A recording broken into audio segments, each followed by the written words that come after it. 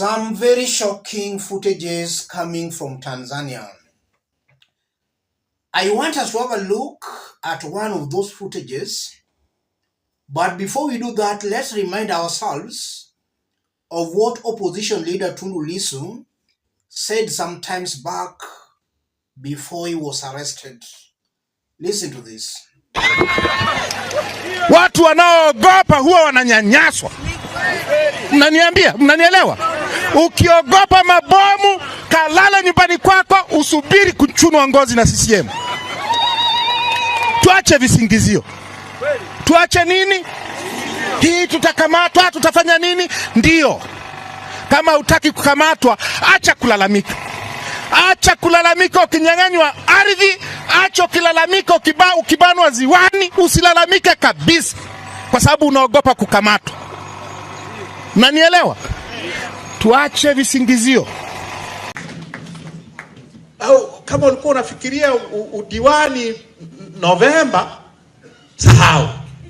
Kwa sababu tunaenda kukinukisha vibaya sana. Sawa sawa. Tukikinukisha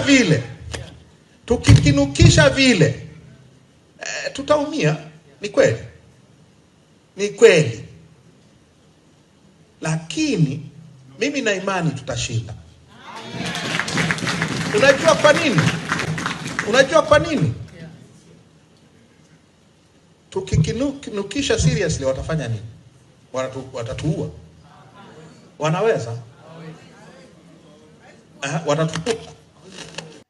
And from those speeches it's very clear the opposition was already gearing to boycott the elections because they felt the elections were not going to be free and fair.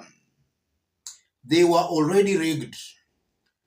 Tundu is telling Tanzanians, watu wanaogopa wananyanyaswa. On 29th, when Tanzania went to the polls, we saw protests in Tanzania, a manifestation that some Tanzanians might have heeded to Tundu Lissu's call. That's why they were on the streets. As I talk, the protests have been contained. The government of Tanzania has unleashed a very brutal crackdown. Tanzanians are seeing what they have never experienced in that country. We are also getting some footages that the police are unleashing unnecessary force on innocent Tanzanians and even foreigners. Let's have a look at this short clip before we continue.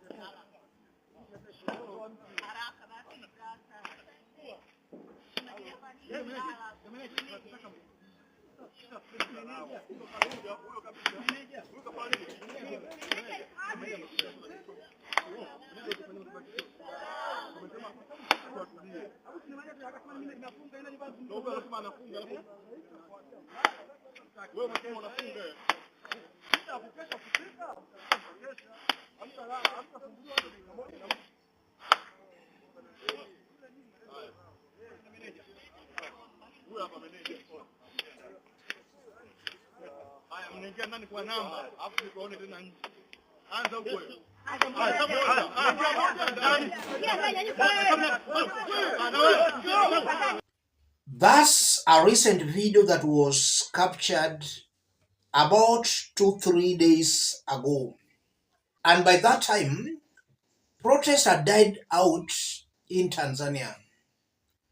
So I just don't understand why the police was still using that unnecessary force on Tanzanians. Tanzanians were no longer on the streets. The protest had been subdued. I want us to dig deep into this for Kenyans to see clearly what all this means. If you are watching us but you have not yet subscribed, subscribe, give the video a like. Let's proceed. If you look at what is currently happening in Tanzania, SAMIA SULUHU is becoming more dictatorial. And she's becoming that because Tanzanians have allowed her to be so. If today Tanzanians decide they don't want Mama SAMIA SULUHU, SAMIA will go. There is a limit any government can kill. I'm pretty sure SAMIA SULUHU was not going to kill more than what she had killed. Her days were numbered. Her government was moribund. If only Tanzanians could have pushed for some few days or even a week, SAMIA SULUHU could have run away. And I'm saying that because revolutions world over are always bloody. But eventually, the people have always had their way. If only Tanzanians could have pushed a little bit longer, they were going to win. SAMIA SULUHU was already trembling. I'm seeing a SAMIA SULUHU who is still going to be more dictatorial, just as I've been explaining here. And even from that clip of the police beating innocent Tanzanians, you can see clearly the extent of force, unnecessary force, the police is deploying.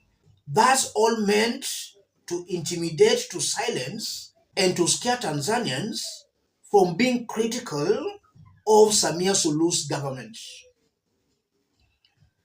Tanzanians should wake up. They should tell Mama SAMIA SULUHU, enough is enough. She cannot kill more than what she has already killed. But still, change is sometimes gradual. It comes slowly, bit by bit. Tanzanians just started the journey to ultimate change. They should manure and water that constant change, and eventually they will reach where they want to reach. Let me stop it there, ladies and gentlemen. If you are watching us but you have not yet subscribed, subscribe, give the video a like. Any person watching us outside Kenya, drop a comment, let us know from which part of the globe you are watching us from. If possible, subscribe, give the video a like. Thank you. God bless you. God bless Kenya.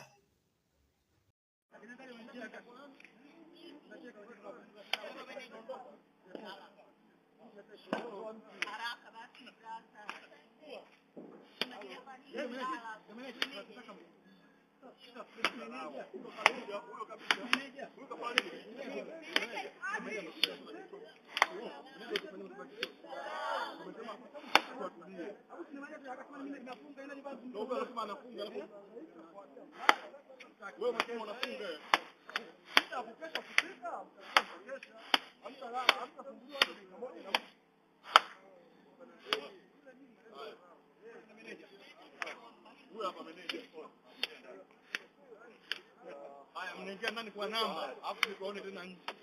Anza huko.